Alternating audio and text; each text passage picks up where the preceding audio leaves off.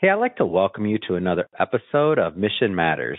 My name is Adam Torres, and if you'd like to apply to be a guest in the show, just head on over to missionmatters.com and click on Be Our Guest to apply. All right, so today's guest is Phyllis Quinlan, and she's president and CEO over at MFW Consultants to Professionals. Phyllis, welcome to the show. Thank you, Adam. Thank you so much.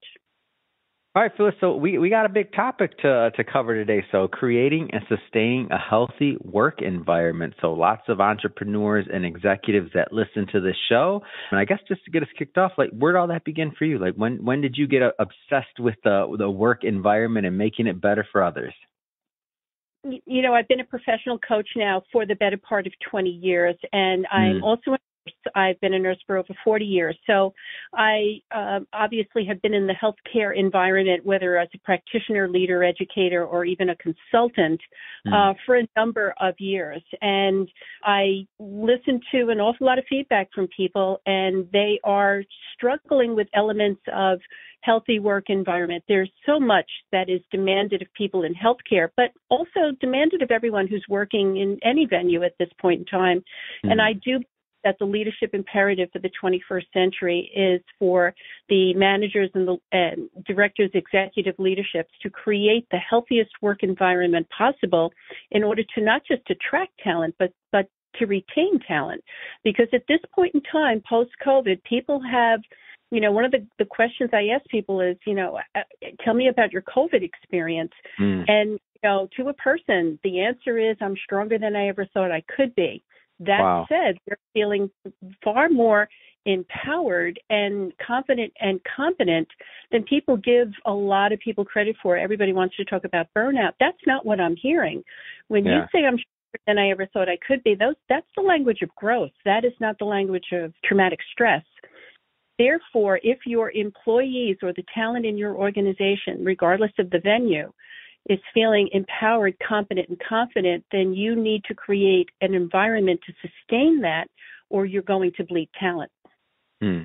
What do you like? I'm always curious about this. So obviously you were in the healthcare industry for a long time, and you were, you know, you have a talent in it, and you decided at some point that, hey, I want to be a coach. Like, I want to help others in a very specific way. What do you like about being a coach and like coaching and helping others in that type of relationship?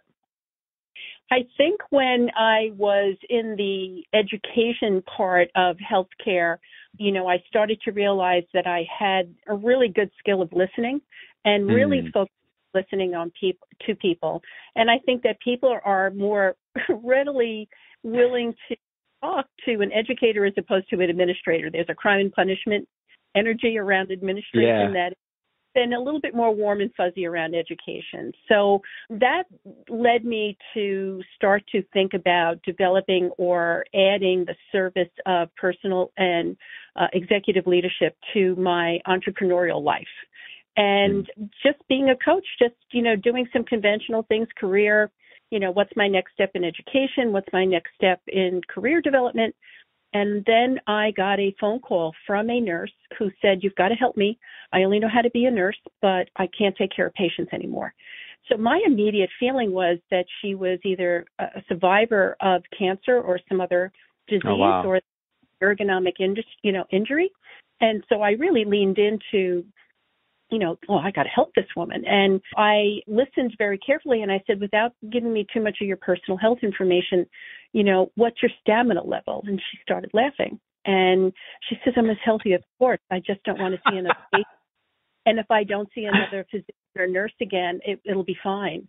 And, you know, that's a great call, right? You know, I'm like, wait a minute. And I'm asking her a few more questions because of course.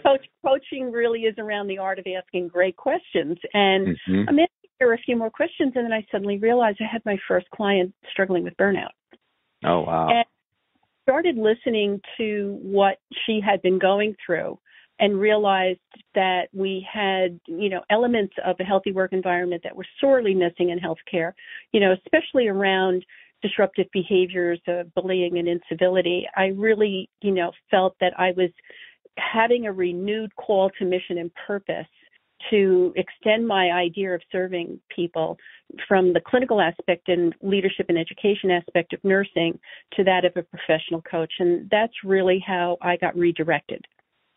Yeah, I think it's so interesting when we have those moments, because I think about like some of the coaching I've done. Like I never thought I was going to be. I mean, as a podcaster and some things that I do in building brands and otherwise, now I lead this accelerator and I'm coaching individuals in the group setting and sometimes one-on-one. But I think what I didn't understand going down that coaching path and just even being open to it, because I was pretty against it. I mean, I guess I just didn't exactly know what I was saying no to in terms of like leading and giving in that way of myself.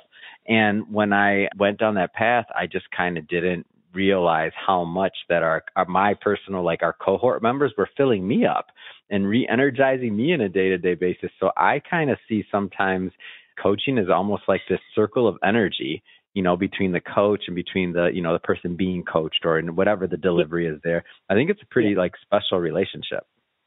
And I think if you are, someone who really has written on their DNA that you want to be of service, then I think regardless of how you manifest that, that is exactly what happens.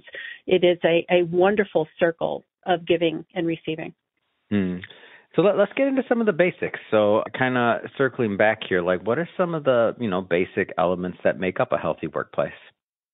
Well, there are a lot of wonderful thought leaders out there. The Christina Maslach has some wonderful work out there around stress and, of course, what makes up a healthy work environment. The Institute for Health Improvement has a whole initiative that talks about joy of the workplace or keeping joy in the workplace. But I really usually lean into the American Association of Critical Care Nurses and the work that they did about 15 years ago on the 6 pillars of a healthy work environment, which for them is skilled communication, true collaboration, effective decision-making, appropriate staffing, meaningful recognition, and authentic leadership. And I use pillars to really inform developing leaders and established leaders in, if you start to work with your staff and get their feedback on these 6 things, you will really have an action plan as to how to go about doing a drill down on, where you're strong in communication or collaboration, and where you still need to do a little work to tighten up the environment so that your talent can work seamlessly and at the top of their game. See, the problem with an unhealthy environment, or some people will call it a toxic environment, is the distraction that happens during that. It's the distraction from, the focus on a project, or, you have people who are chronically uncivil or actually bullying that are interfering with somebody's focus on doing patient care or even leadership tasks. So it's important to be able to, really lean in as a mid-leader or even, a director, executive leader into saying, well, my local department or my local unit will be the healthiest or the best it can be, and we're going to work out communication issues, and we're going to find out what true collaboration looks like, and we're going to make sure that if we have issues with staffing, what kind of staffing do we actually need? Is it more clinicians, or do we need more support staff? So, really engaging your staff in doing a drill down around these 6 pillars of a healthy work environment that was put out by the Critical Care Nurses Association gives you a wonderful start as to developing your next engagement plan. And so, I mean, is there any, and I don't know if I'm setting this benchmark right or not in asking this question, but is like, I like to set it as this. So like post-COVID, I feel like to me, the focus on like this healthy workplace, not saying it shouldn't have always been one and otherwise, but I feel like now more than ever, like it's a big deal and it's important. Like, am I off on that? I'd be interested to hear your opinion on that. I think there's going to be, there are some defining moments in people's lives, like for the parents, it might have been the Depression in World War II. Yeah, exactly. For me, it was Vietnam and the women's movement, and I think that in years to come, we're going to be talking about the industry and the profession, the caring professions involved in healthcare pre-COVID and post-COVID. And, I define professional caregivers as anyone working in a healthcare environment or setting, regardless of how they manifest their caring. There's a choice to be made, and it's not just usually good benefits and great pay, because it's decent benefits and decent pay, but, no one's getting rich being in healthcare that way. Mm. So there's something else that's calling you to be of service to humanity, and it makes you among the most generous people on the planet. That said, there was just this whole COVID and the response to COVID that really shook everybody. But for professional caregivers and those of us in the healthcare venue, we never got a break. Some people got furloughed and some people, stayed home or they could work from home. Those of us in the healthcare industry fought COVID for 12, 10 hours, whatever our shift was. And then we went home and lived with COVID. Previously, if there was a weather emergency or some other emergency, you did your shift, you offered your services, and then you went home and had your life. Mm-hmm. And you recovered from that. That didn't happen with COVID. It was 24/7 straight on. And then when we started to recover from COVID, the rest of the country started to come back slowly, but not us. It was hit the ground running. Okay, let's pick up where we left off. And for many people there was some that were very grateful to some very wonderful, transformational, humanistic leaders who were with them every step of the way. Yeah. But there were reports that came out, and the reports from the American Nurses Association and others that said that many people felt abandoned and angry, that leadership kind of phoned it in and kind of pushed them out into the forefront and were nowhere to be found. Those, that's probably some of the transformational moments now, the post-COVID pieces, because when you have people who have navigated through fear and learning and growth, they came out of this transformed in a way that was empowering and confirmed their sense of competence and confidence. You can't go back and lead them the same way anymore.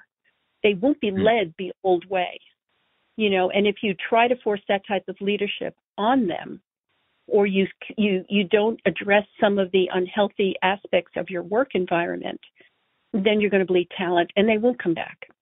Mm. I want to jump around here a little bit. How does complacency work into this equation, like whether from leadership or otherwise? I think some of the complacency pieces are really in and around addressing the disruptive behaviors of bullying and chronic incivility in the workplace. Mm. I think there's a laissez-faire way, like, listen, you're both adults, everybody should just get along, let me know when you work it out, I want to get involved in this.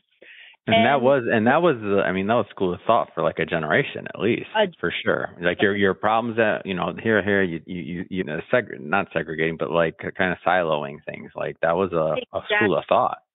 Exactly. And we are realizing now that, the drain of chronically uncivil behavior. And we're not talking about a lot of people, when I've crisscrossed the country talking about this, people usually say 90%, 85 to 90% of my people come in really ready, willing, and work in a world-class care and work in a team like manner. It's, the other 10 to 15% that want to engage in disruptive behavior.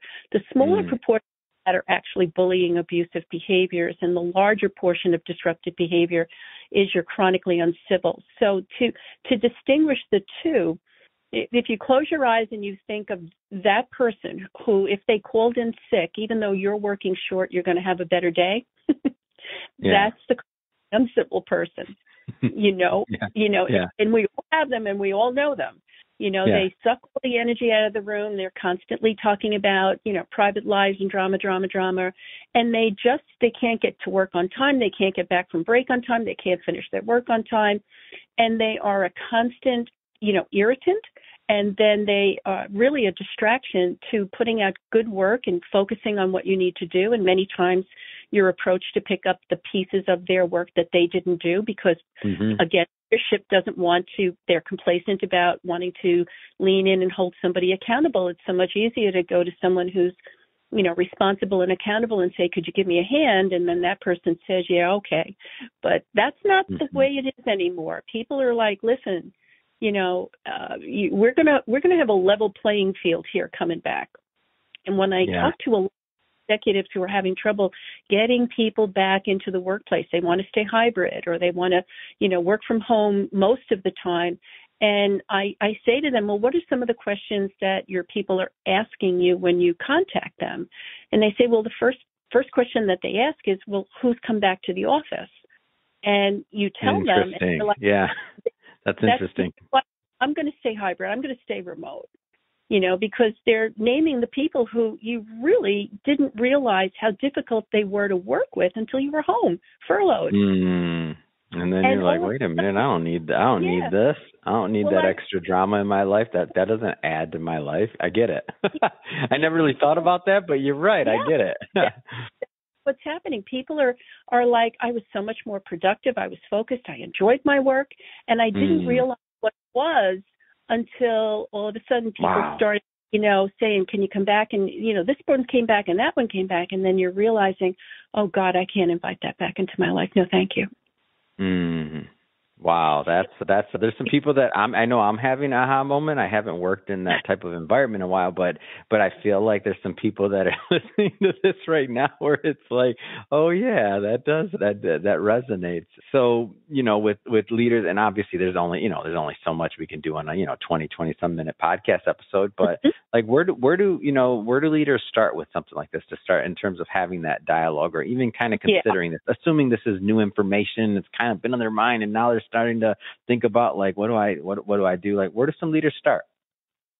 Well, I think the first place to start is, if you're in middle management, you need to go up to, executive leadership. If you're in executive leadership, or top management, then you would want to certainly reach out to your human resource people, because you do not want to step on some human resource laws. Okay. You want to make sure that you're supporting with things that will address the problem, but keep your employment and your reputation safe in the process. Because it's unfortunate, those who indulge in chronic incivility may not be savvy enough to sabotage you as you are doing your job, because it takes a tremendous amount of time, effort, resources, and documentation to justify either progressive discipline or suspension and termination. But if you take on a bully, someone who I call a narcissist with a license or certification, okay, you're going to take on a bully, you better have a coordinated effort with executive leadership and human resources, because they are very different in the way they comport themselves, the way they think, and the tactics that they use. And you could find yourself well-intentioned to create this healthier work environment by addressing this bullying behavior, and then they will flip it so that you are being portrayed as the person who's being abusive and bullying, and then you get walked to the door. Wow. Yeah. So it's important to understand that an actual bully is going to use two things. Okay, they're going to use two dysfunctional forms of communication. One of them is plausible deniability. Okay, I'm sorry that person got offended. I was just trying to tease them. I was just trying to joke with them, make them feel like one of the guys or one of the gals, when actually it was abusive. Okay, or they're going to use gaslighting, which means that it's you, not me. It's you, not me. You're the one with the problem. You're the one with the problem. And if you don't understand how narcissists misuse communication, then you could really be in trouble unless you have a coordinated effort with executive leadership and human resources. The effort it takes to address these behaviors is arduous. I'll make no mistake. It requires a lot of documentation, ongoing, and depending how long the person's been with the organization, it might take months or even a year of documentation to situate yourself to where you would withstand arbitration or mediation if it comes to termination. But what's important to realize is those who are chronically uncivil have a low emotional intelligence and can be taught or remediated, if you will, developed professionally to be full-fledged, engaged employees. Those who are are engaging in bullying, abusive behavior, narcissistic bullying behavior, are never going to be remediated. The only answer is for you to march them to the door at some point, as long as it takes, because the first thing for changing your behavior is actually believing that something needs to be changed. And a narcissist will only believe that the world needs to change around them. They're fine. It's you. Well, this is great, Phyllis, and I know that we're just barely getting into like what it takes to create a healthy workplace. But that being said, we're about out of time for this episode, and I know that there's some that may want to continue the conversation and dialogue and connect with you and your team at MFW Consultants. So how do people do that, Phyllis?